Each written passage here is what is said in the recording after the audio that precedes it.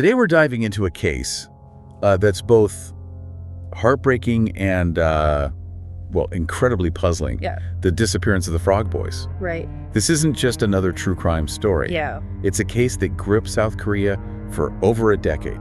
Absolutely. And to this day, it remains unsolved. It's a mystery that starts with a simple search for these lost boys. Right. And then takes a very dark turn. Yeah. Becoming a homicide investigation that really had the entire nation on edge. 5 young boys vanished in Daegu back in 1991. Mm-hmm. And their remains weren't found for 11 years. That's a long time. We're going to explore the most prominent theories, Okay. examine the evidence or lack thereof, Right. and try to understand why this case continues to haunt so many people. Yeah. It's a case that has it all.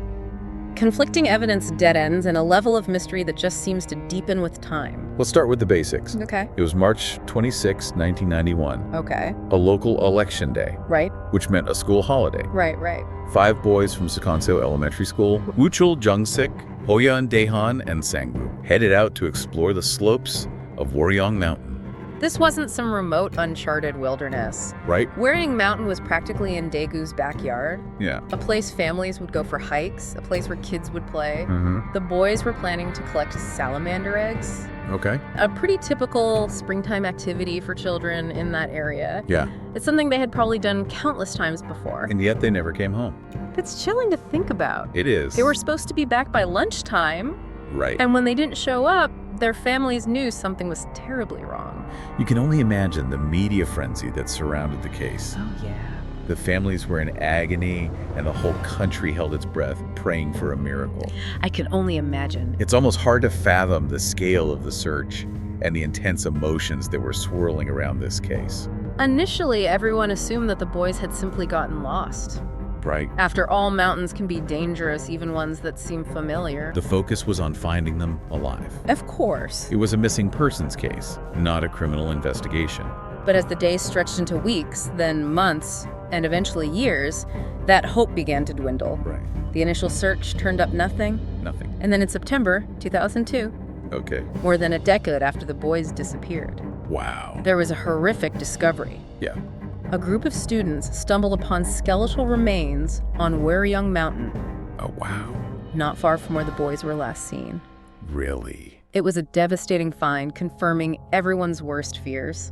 It's hard to even imagine. Forensic analysis confirmed the remains belonged to the missing Frog Boys. Oh, my goodness. This discovery, while bringing a tragic closure to the families, Right. also completely changed the course of the investigation. Yeah. Now, instead of searching for lost boys, Right. investigators were faced with a homicide. Wow. They needed to find out who was responsible for the deaths of these children and why. And that's where this case takes an even darker turn? Because the investigation was quickly flooded with theories, Right. and each one seemed to raise more questions than answers. One of the first theories investigators considered focused on a teacher at the boys' school.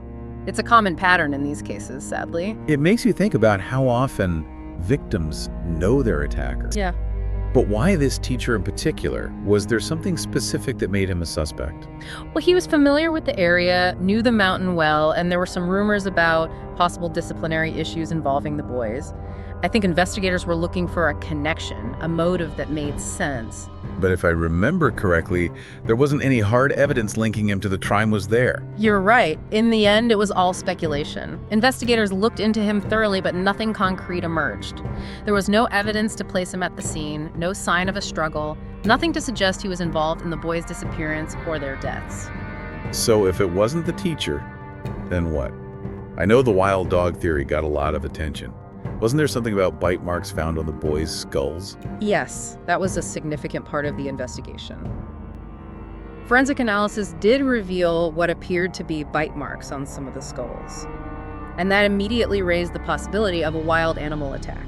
But couldn't those marks have happened after the boys were already dead? It doesn't necessarily mean they were attacked by a pack of dogs, does it? That's the problem with circumstantial evidence. It's open to interpretation.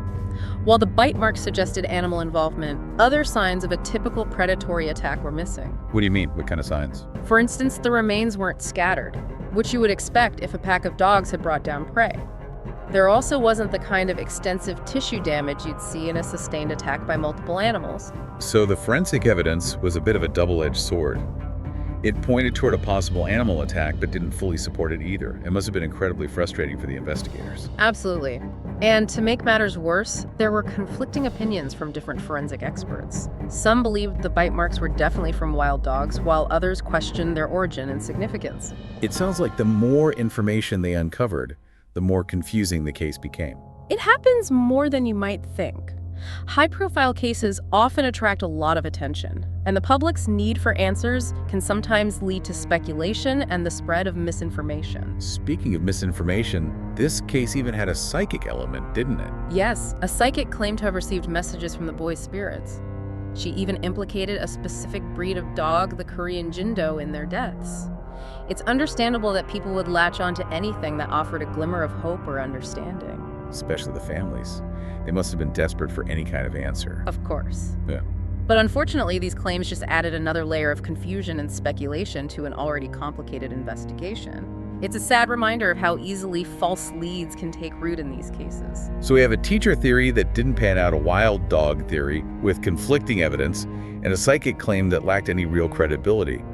What other explanations were explored? Were there any other leads? One theory that has lingered is the possibility of an accidental death and a subsequent cover-up. This is the one where someone, maybe someone who knew the boys, panicked and shit the bodies after an accident. I always found that theory incredibly disturbing. It's certainly a difficult scenario to contemplate, but it's one that investigators had to consider. The idea is that the boys might have had an accident while exploring the mountain, maybe a fall, or perhaps they got lost and succumbed to exposure, and then someone fearing the consequences decided to conceal the bodies rather than report the accident. It's a tough theory to swallow. Why not just report the accident? It was a holiday. A lot of people were out and about. Wouldn't someone have seen something? It's a theory that hinges on a lot of unknowns. Those who support it often point to the unusual positioning of the remains, arguing that it doesn't fit the profile of a natural death or a wild animal attack. They suggest the scene was staged, maybe to obscure what really happened or to hinder identification. Are they saying the scene was deliberately manipulated? Essentially, yes. Right. But again, there's no direct evidence to support this. It's a theory based on trying to make sense of what seems illogical, but it lacks concrete proof. It's a chilling thought that someone could be involved in covering up the boys' deaths, especially if it was someone close to them. It adds another layer of tragedy to an already horrific story. Did the investigation ever lead anywhere with this theory? Sadly, no. Investigators looked into every angle, including possible involvement of family members or people known to the boys, but no solid leads emerged. It's frustrating to think that we might never know the truth about what happened to these boys. We have all these theories, each with its own intriguing elements, but nothing definitive enough to solve the puzzle. That's the nature of cold cases. Time can make it incredibly difficult to find the truth.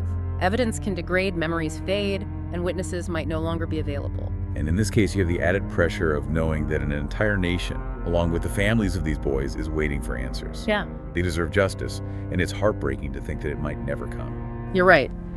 It's a heavy burden for investigators to carry.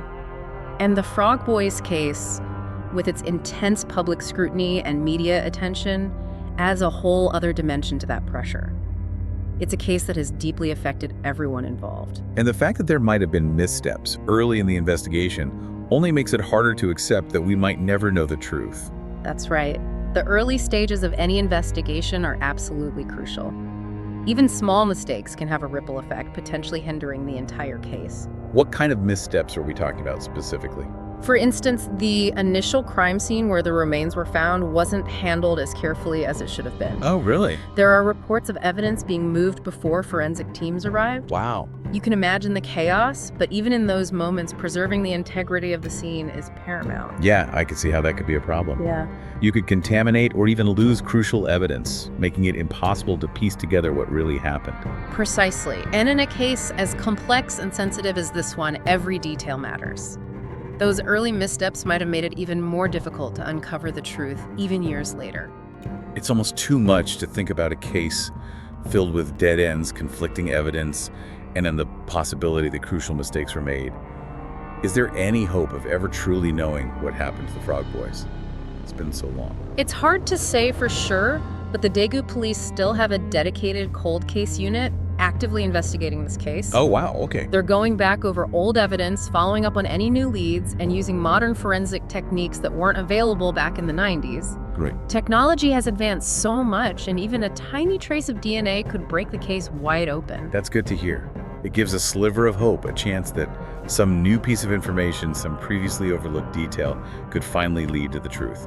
And even if a definitive answer, a conviction proves elusive, this case stands as a powerful reminder of the importance of meticulous investigation, the absolute necessity of preserving evidence, and the unwavering pursuit of justice, not just for the victims, but for their families, for everyone affected by this tragedy. 5 innocent lives were cut short.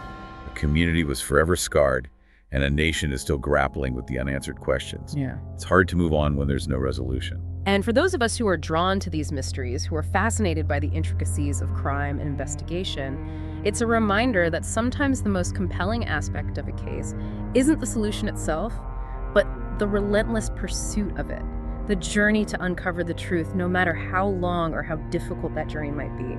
It's the pursuit of understanding the need to make sense of the senseless that keeps us engaged. And in the Frog Boys case, that journey is far from over. So to our listeners, we ask you, what are your thoughts on this case? What details struck you? What questions are still lingering in your minds? Keep exploring, keep the conversation going, because maybe, just maybe, by continuing to ask questions, we can inch closer to unraveling this heartbreaking mystery.